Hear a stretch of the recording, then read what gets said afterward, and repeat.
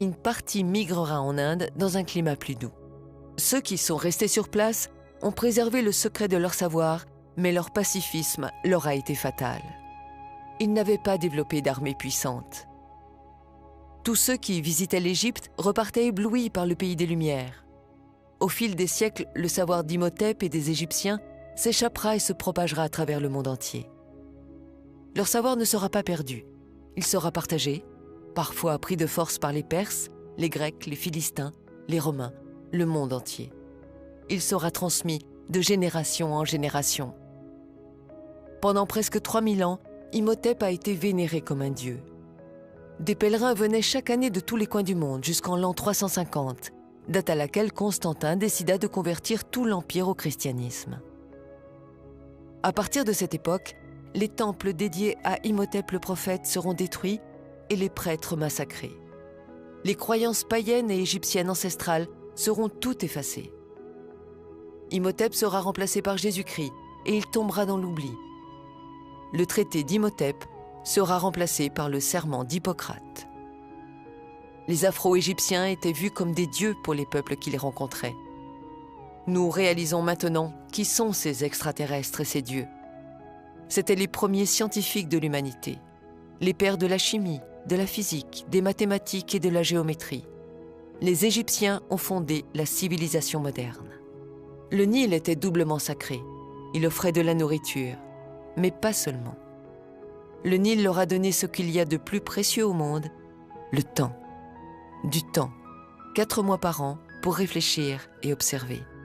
Du temps pour faire de la science. Qu'est-ce que la science? Quelle est la définition de la science même? La science est expérimentale, vérifiable et visible. Des milliers de livres écrits, proposant chacun une hypothèse pour écarter les Égyptiens et mettre à la place une civilisation extraterrestre, Atlante, astronautes disparus ou des esclaves, c'est de la fiction, de la fantaisie et non pas de la science. Il n'y a aucune preuve pour affirmer l'existence des extraterrestres. Sans jouer avec les mots et avec la sémantique, sans faire de philosophie, le fait de ne pas avoir de preuves scientifiques est déjà une preuve. Depuis des milliers d'années, nous sommes seuls sur la Terre et nous le resterons pour longtemps encore, seuls, face à nous-mêmes. Ces théoriciens de l'ignorance et de l'obscurantisme appartiennent désormais aux poubelles de l'histoire. Les poubelles de l'histoire sont là, pour entreposer ces livres et ces théories. Il ne faut surtout pas les faire disparaître afin que l'humanité puisse se faire sa propre opinion. Croire que le développement et l'intelligence humaine soient venus d'ailleurs, c'est beau, c'est romantique. Nous n'avons pas envie d'être seuls dans l'univers, mais ce n'est pas la vérité. Un mythe disparaît, et plus précisément celui d'une civilisation inconnue. La vérité, c'est que cette civilisation, mystérieuse et grandement développée, est l'Égypte. S'il y a une vérité obscurcie, c'est que cette Égypte est nègre. Ils découvriront l'énergie solaire. Sans l'énergie solaire, il n'y aurait pas eu de pyramide. Les Afro-Égyptiens ont découvert que la Terre était ronde. Et ils ont été les premiers à l'avoir parcourue et explorée de long en large. À chaque fois qu'une civilisation a été mise en contact avec l'Égypte, des temples ont surgi et elle a été propulsée en avant. Un mythe est né, celui de la pierre taillée. L'humanité s'est construite avec du béton et non pas avec de la pierre taillée. L'histoire antique de l'Égypte, de l'Afrique, de l'Asie et de l'Amérique est à réécrire entièrement. Avant les sculptures de Michel-Ange, il y avait la perfection égyptienne. Vous avez dit le sourire mystérieux de la Joconde? Regardez plutôt le sourire énigmatique de Ramsès II. Vous cherchez les Atlantes? Les voici. Ils sont en Égypte. Avec les tandems chimie et physique, maths et géométrie, l'Égypte nègre a permis de bâtir des temples, des rues, des maisons, des stades, bref, de quoi construire l'humanité.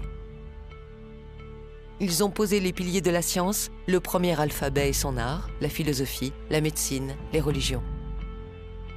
Ils sont à l'origine des cultures du monde. Ils ont créé les cultures du monde. C'est cela le plus grand mystère de l'humanité.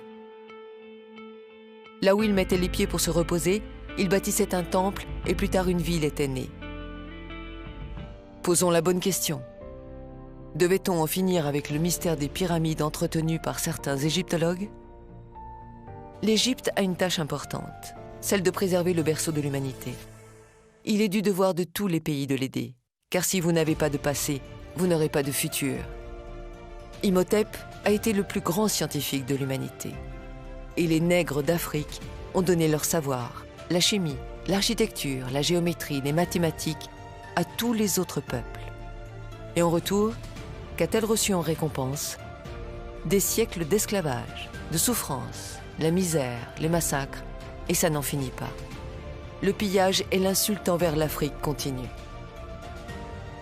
Et si enfin on mettait tout en commun? Il est temps que l'humanité grandisse.